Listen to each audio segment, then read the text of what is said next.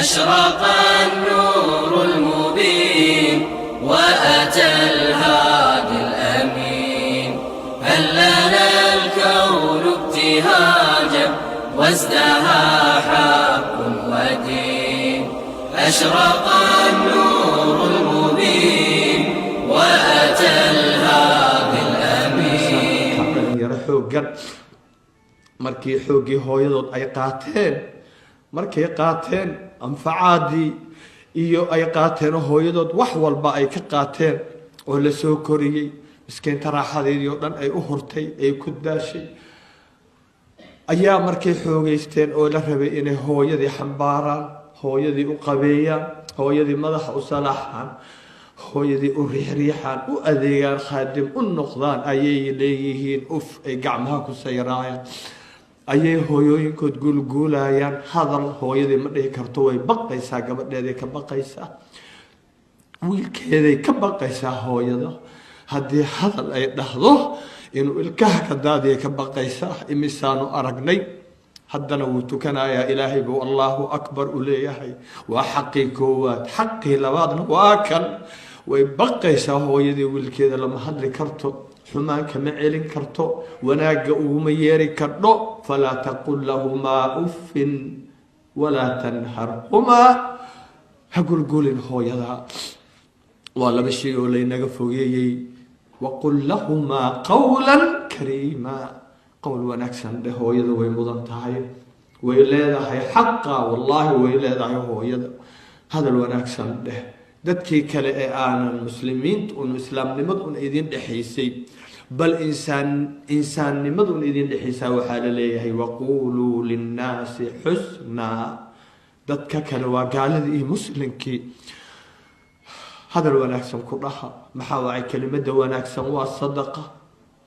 miisaanka maalinka qiyaamay kuu fuulaysaa laakiin hooyadii oo kaaga dhow xaqa labaad ah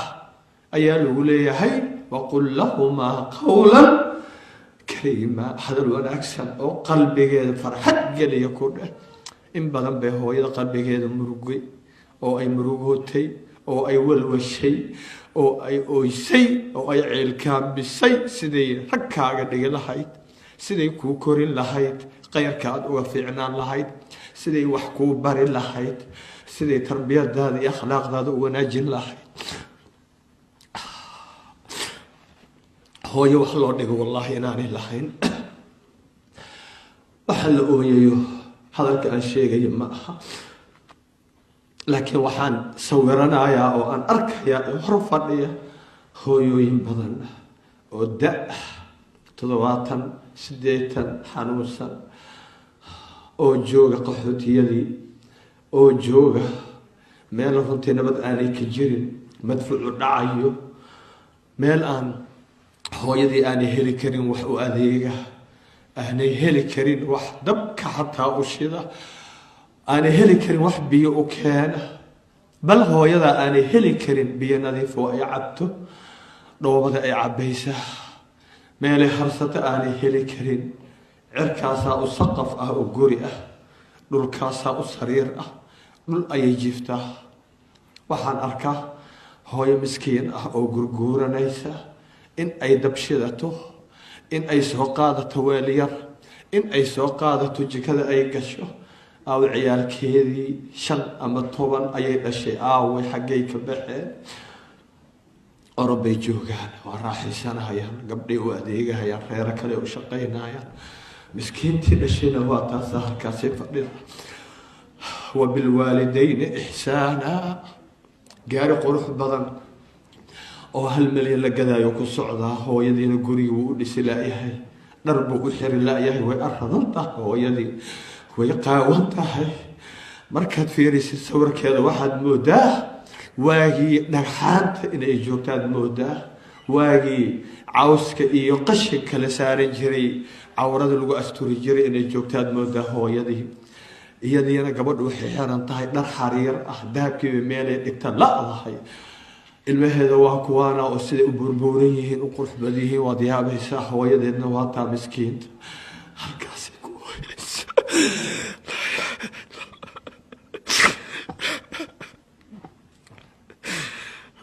aakhira dambaysa cadaab baa dambeeya wallaahi cadaab baa dambeeya cunadan meel la geey lala-yahay talaajooyinka buuxa wallaahi waxaa dambeeya waalidkii halkan ina keenay nolosheena ka dambeeyeyna halkaa uu ku gaajeysan yahay wallaahi zaquum baa noo dambeeya zaquumkiina ka sheekeynaya inoo dambeeya ina shajarata zaquumi طacaamu اlأhiimi kalmuhli yagli fi lbutuuni kagaliyi اlxamiim waxaa inoo dambeeya rasuulkan uu leeyahay sala allahu calayhi wasalam haddii dhibic ka mid ah zaquumka adduunka lagu soo ridi lahaa waa dhibic haddii lagu soo ridi lahaa caalamka oo dhan dadka ku nool noloshoodu waa hallaabi lahayd waa guban lahaayeen waa baabi'i lahaayeen way dhiman lahaayeen idaylkood waa hal dhibic ah haddii adduunka lagu soo ridi lahaa ka waran buu leeyahay ka looga dhigaa cunadiisa qadada iyo quraacda iyo cashada ninka cunaya bal ka waran uu leeyahay bahalka isaga ah waalidka aynu u noqono faimaa yablugana cindaka alkibara axaduhumaa aw kilaahumaa falaa taqul lahumaa uf walaa tanharhumaa waqul lahumaa qawla kariima hadal wanaagsan ah waalidka telefoonada hala furo waalidkaa lala xiriiro hooyadaha lala hadlo aabbahaha lala hadlo xataa haddaad aragtaan dad ubadkooda oo hooyooyinkood aan xiriirinaynin meelaha wareegaya